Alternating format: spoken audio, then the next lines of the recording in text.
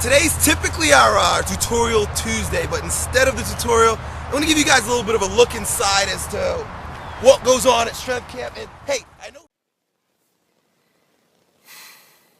So a lot of people find it strange and even obnoxious that Elliott Hulse refers to himself as Elliott Hulse. So what is this about?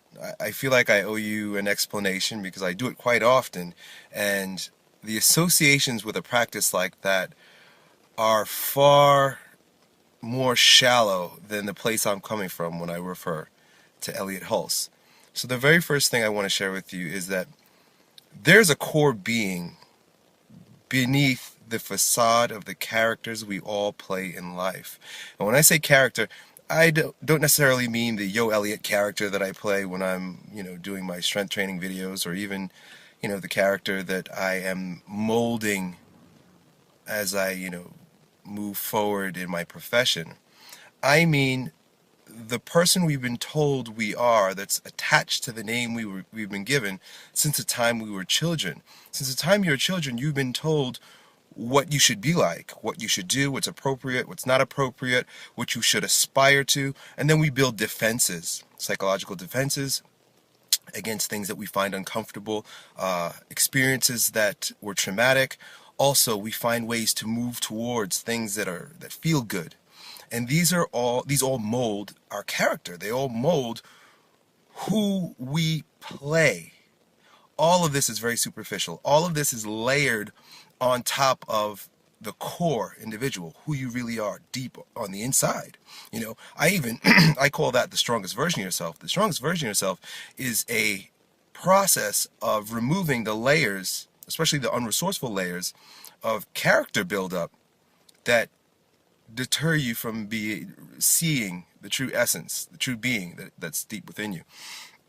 So I've formed a attitude of detachment from Elliott Hulse.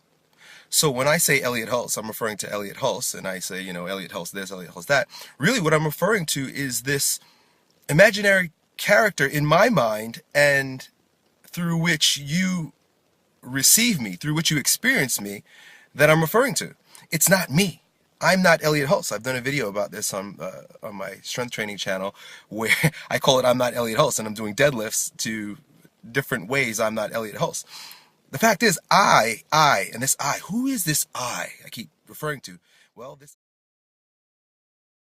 move without manipulating it because it comes from my roots. It's who I am.